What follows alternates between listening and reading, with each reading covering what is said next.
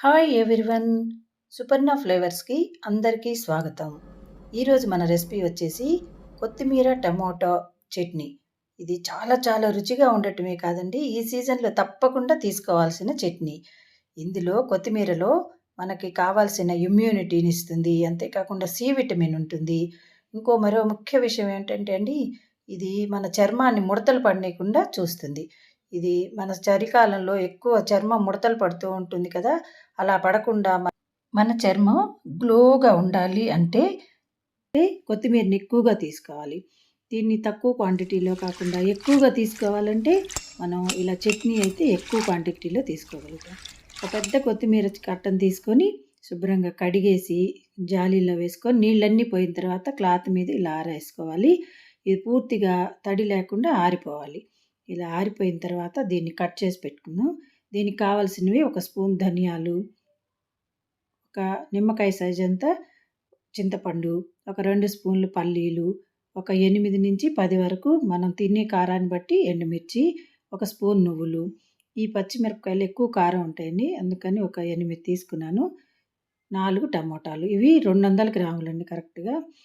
ఇది తయారు చేసుకోబోయే ముందు మన న్యూ ఇయర్ సెలబ్రేషన్స్ ముగ్గులు. ఇది గోధుమ పిండి, బెల్లంతో తయారు చేసిన కేక్ అండి. చాలా చాలా హెల్తీ. ఎవరైనా తయారు చేసుకోవచ్చు ఈజీగా. మనం చేసిన కేక్ వీడియో పెట్టా కదా! దాని ప్రాసెస్‌లోనే మైదా బదులు గోధుమ పిండి వాడాననమాట. వీటికి తోడు మనం ఆ రోజు పన్నీర్ బిర్యానీ రైతా చేసుకొని సెలబ్రేట్ చేసుకున్నాం కేక్ తోటి. చాలా చాలా హ్యాపీగా అనిపించింది. జనవరి 1 రోజు టెంపుల్‌కెళ్ళాము. ఏ టెంపుల్ చూసినా బాగా డెకరేట్ చేశారండి జనవరి 1కి. Happy new year once again అందరికీ. ఇప్పుడు ప్రాసెస్‌లోకి వచ్చేద్దాము. ఒక పాన్ పెట్టి అందులో ఒక 4 స్పూన్లు నూనె వేసుకొని ఇది కొంచెం వేడెక్కాలి. ఇలా వేడెక్కిన తర్వాత ఇందులో మనం తీసుకున్న ఈ పల్లీల్ని వేసి ఇవి కలర్ మారి చిట్లే వరకు వేయించుకోవాలి. అలా వేగిన తర్వాత ఇందులో మనం ఇందాక తీసుకున్న ఎండుమిర్చి ఉన్నాయి కదా! వాటిని ముక్కలుగా కట్ చేసుకొని ఏస్తే త్వరగా వేగుతాయి. మనకి తొందరగా నలుగుతాయి కూడా. అందుకని ముక్కలు చేసి వేశాను. ఇవి కొంచెం వేగిన తర్వాత మనం పచ్చిమిర్చిని తీసుకున్నాం కదా! వాటిని కూడా ముక్కలుగా చేసుకొని అవి కూడా వేసేద్దాం ఇందులో. ఇవి కారం ఎక్కువ ఉంటాయండి, అందుకే తక్కువ వేశాను. మీరు తినే కారాన్ని బట్టి 1, 2 అడ్జస్ట్ చేసుకోండి. తక్కువ కానీ, ఎక్కువ గానీ. అలా ఏసేసుకొని ఇవి వేగిన తర్వాత ఇందులోకి ఒక స్పూను ధనియాలు, అలాగే ఒక స్పూను నువ్వులు కూడా వేస్తే మంచి రుచే కాదండి, మనకి మంచి కాల్షియం కూడా అందుతుంది నువ్వులతో పాటు. ఇవేసి ఇవి కొంచెం వేగాలి. మరీ మాడకుండా చూసుకోండి. ఇవి వేగిన తర్వాత కొంచెం చల్లారనిచ్చి మిక్సీ జార్‌లోకి తీసేసుకుందాం. ఇవి మరీ మెత్తగా కాకుండా కొంచెం కోర్స్‌గా మనం రోట్లో రుబ్బితే ఎలాగా మెదుగుతాయో అలా మిక్సీ పట్టేసుకోవాలి. మనం అవి పప్పులు తీసేసిన తర్వాత కొద్దిగా ఆయిల్ ఉంటుంది కదా! అందులోనే మనం 4 టమోటాలు తీసుకున్నాం కదా! వాటిని శుభ్రంగా కడిగి, తుడిచి ఆరనివ్వాలండి వీటిని కూడా. ఆరిన తర్వాత కట్ చేసి ముక్కలు వేసుకున్నాం. ఇవి ఒక 5 మినిట్స్‌లో వేగిపోతాయి. మనం ఇలా కదిలిస్తున్నప్పుడు దీన్ని స్కిన్ సెపరేట్ అవుతుంటుంది. అలా ఉడకాలనమాట. అప్పుడు మనకి పర్ఫెక్ట్‌గా టమోటా వేగినట్టనమాట. ఆ టైంలో మనం కట్ చేసి పెట్టుకున్న ఈ కొత్తిమీర 2 బౌల్స్ వచ్చిందండి ఒక పెద్ద కట్టకి. ఈ 2 బౌల్స్ ఏసేద్దాం ఇందులో. వీటిలో కాడలు కూడా ఏస్తున్నానండి. కొత్తిమీరలో ఉండే కాడల్లో ఫైబర్ ఎక్కువగా ఉంటుంది. అందుకని మనం కాడలు వేస్ట్ చేయకుండా కాడలు కూడా వేసుకోవాలి. సన్నగా ఉన్నాయి. మరీ లావుగా ఉన్నయితే వదిలేసేయండి. సన్నగా ఉన్న కాడలు కూడా కట్ చేసి వేసేసుకొని ఒక 5 మినిట్స్ మగ్గనిస్తే చక్కగా మగ్గిపోతుంది. లేతగా ఉంది గదా! ఊరికే మగ్గిపోయింది.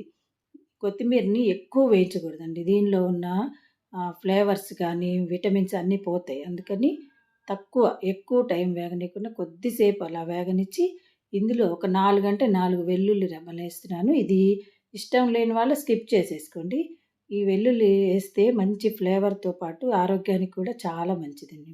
మనం ఇందాక కూడా ఎక్కువ ఆయిల్ ఏయలేదు ఇందులో. అందుకని కొంచెం ఆయిల్ వేస్తే ఈ ఆయిల్‌లో ఈ వెల్లుల్లి బాగా వేగిపోతాయి పచ్చి వాసన లేకుండా. ఇప్పుడు మనం ఇందాక తీసుకున్న చింతపండుని కొంచెం కడిగేసేయాలండి. ఇసక అవి లేకుండా కడిగేసుకుంటే చాలు. ఇది నానబెట్టుకోవాల్సిన అవసరం లేదు. కడిగేసి ఇందులో వేసేద్దాం. ఇందులో వేసిన తర్వాత దీనిలోకి ఒక అర స్పూను పసుపు. నేను పసుపు కూడా కొంచెం ఎక్కువే వేస్తూ ఉంటానండి. కలర్ బావుంటుంది. మనకు మంచి యాంటీబయాటిక్ లాగా కూడా పనిచేస్తుంది గదా! తర్వాత దీనిలోకి 2 టేబుల్ స్పూన్లు సాల్ట్ పడుతుందండి. చూసుకొని వేసుకోండి. తక్కువైందనుకోండి మళ్ళీ కలుపుకోవచ్చు కావాలంటే. 2 స్పూన్లు వేసిన తర్వాత ఒక 5 నిమిషాలు మగ్గనిస్తే చక్కగా ఈ వెల్లుల్లి, చింతపండు, పసుపు అన్నీ పచ్చి వాసన రాకుండా ఉంటాయి. ఇలా వేగిన తర్వాత దీన్ని ఒక 5 మినిట్స్ చల్లారనిద్దాం. ఈలోపు మనం మిక్సీ పట్టుకున్నాం కదా! ఈ జార్‌లోకి ఈ పేస్ట్‌ని కూడా వేసేద్దాం. వీటిని కూడా మరీ పేస్ట్‌లాగా కాకుండా కొంచెం కోర్స్‌గానే మిక్సీ పట్టుకోవాలండి. ఇది రోట్లో నూరితే దీని టేస్టే వేరుగా ఉంటుంది.